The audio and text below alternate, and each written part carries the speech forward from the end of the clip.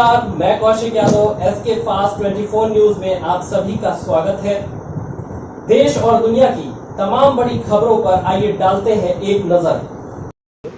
देखिए, थाना महाराजगंज में 5 तारीख को एक सूचना मिली थी कि शाम में एक जो लड़का है प्रशांत मिश्रा नाम का, करीब 20 वर्ष के आसपास उसकी उम्र है, वो अपने दादा के घर से अपने घर पे निकला था और उसके बाद में फिर रास्ते में गायब हो गया। इसकी तत्काल जो थाना प्रभारी के द्वारा घटनास्थल का निरीक्षण किया गया और इसमें गुमशुदगी दर्ज की गई।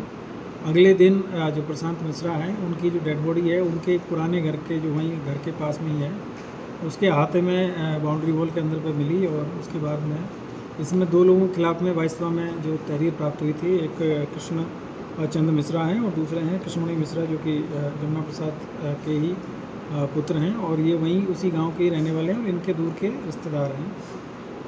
उसी पे हमारी जो टीम है इसमें लगातार, इसमें चूँकि घटना थोड़ी सी इस तरह की लग रही थी कि लड़का अपने दादाजी के घर से अपने घर जाने के लिए निकला और उसके बाद में रास्ते में गायब हो गया। और जब ये सारी चीज़ों की जांच की गई तो पता चला कि जिनके ऊपर आरोप लगाए हैं वो अपने घर पे ही थे उस समय।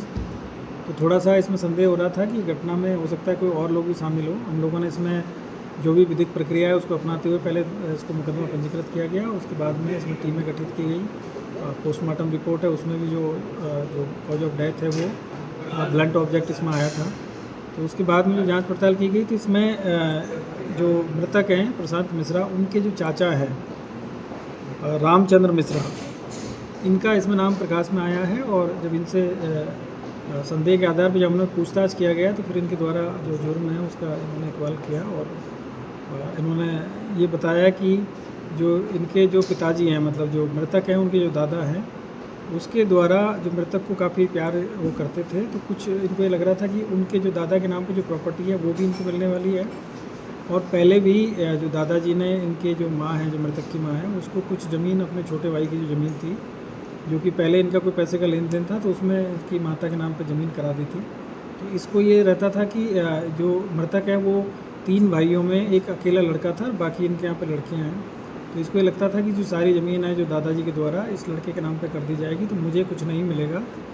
और एक ज़मीनी विवाद किसी थर्ड पर्सन से चल रहा था, जिसमें कि मृतक के पिता के द्वारा जो केस है उसको वापस ले लिया था कोर्ट से, उससे समझौता कर लिया था। और इसको ये संदेह था कि उस जो इन्होंने जो कंप्रोमाइज़ किया है उसमें भी इन्होंने पैसा लिया है करीब 10 लाख रुपये, जिसमें से भी इसको हिस्सा नहीं मिला।